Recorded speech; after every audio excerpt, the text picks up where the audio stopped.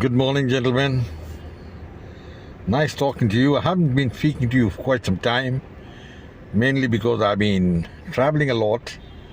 And now I'm sitting in a car here, which I've been driving around in this city. That is the Cadillac CT 620 turbocharged. It's a 600cc engine car, and of course, one of the luxury cars you can think of. And I'm driving it around here in this place. Well, that's one point, just for the heck of it, to tell you know what is I'm doing here, because it's a wonderful place. The weather here is improving every day, and a lot of gay life. You can move around the streets here in Dubai, and you'll see such a lot of fashion. You'll be wondering whether you come to Paris or you go somewhere else. So this is the real face of the UAE, and it just about shows that they are on top of the world. Well, gentlemen, the UAE has also attended recently the Kazan conference. Now, this is a conference of BRICS. Now, this conference is important because it marked the resurrection of Vladimir Putin.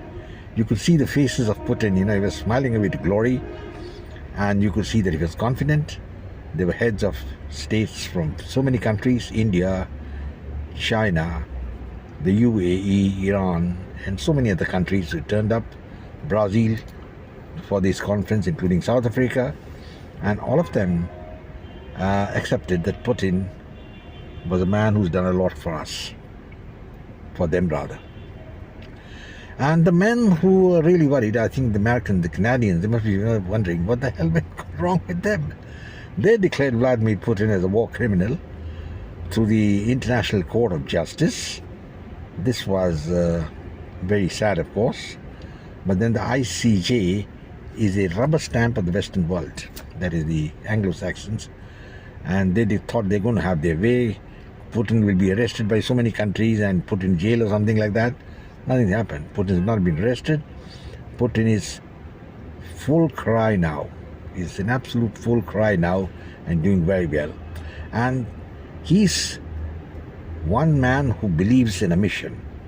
If you recollect, just about a few days back, there was a conference, press conference, and in that press conference, our good friend, the Indian Foreign Minister, Jaishankar, had said that Russia is one country which has never betrayed us. Never betrayed the Indians. And Putin, I think, is the man who was very keen to get the border settlement done between India and China. And that is the big slap on the face of the Americans and the Canadians, where there's been a disengagement between India and China on the border. And the Americans must be wondering what the hell happened gone wrong. We were putting pressure on India.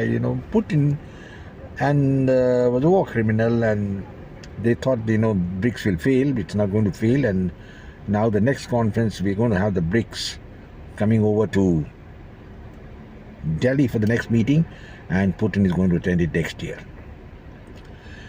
Now what happened actually is the Americans were putting pressure on India by creating a bogie of Khalistan.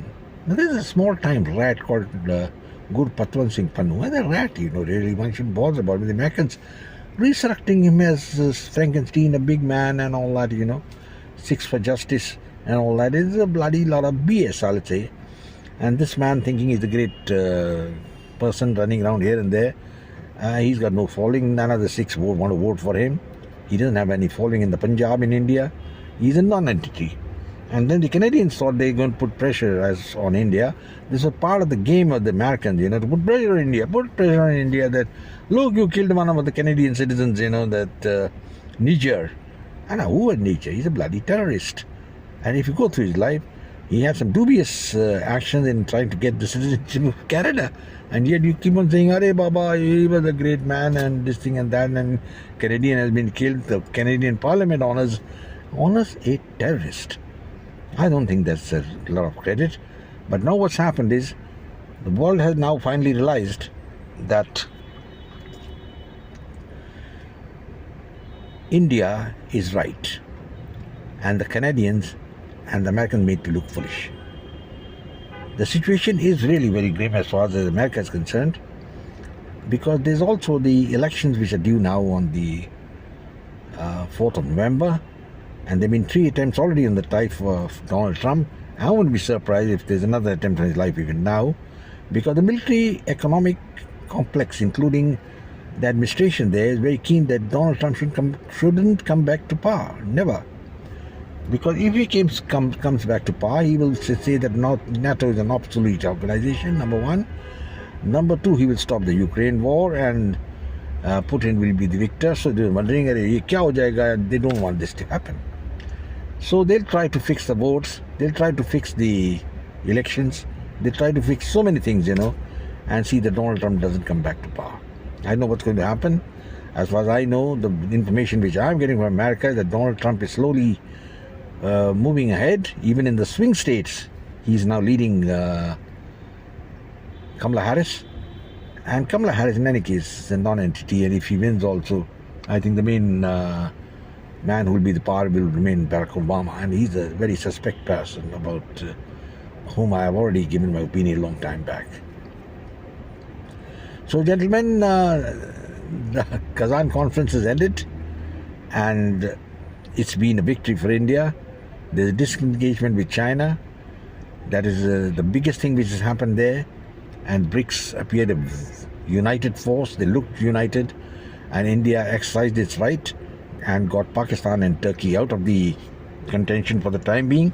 Both these countries are terrorist organizations, supporting terrorist organizations, and Turkey's been talking a hell of a lot about Kashmir, and now Erdogan has nothing much to do. He's just twiddling his thumbs.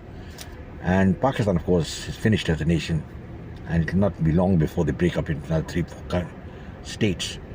And despite some of the Pakistani correspondents, thinking that Pakistan is going to do great things, I think they're going to do nothing, and they're in serious problem. Balance of payment zero, and inflation high, and they don't know which way to. Insurrection on. They're trying to put up an insurrection in Kashmir. They're going to fail badly. And meanwhile, I think the man who will be whistling is Narendra Modi. He's done very well. He led the Indian nation forward, and all in all, I would say he's the winner. Of course, even Vladimir Putin has really made himself as a numero uno leader against America. Well, gentlemen, I hope you like my video. Please share it with your friends if you like it, and I look forward to more interaction with you. Goodbye, and God bless, and Jai Hind.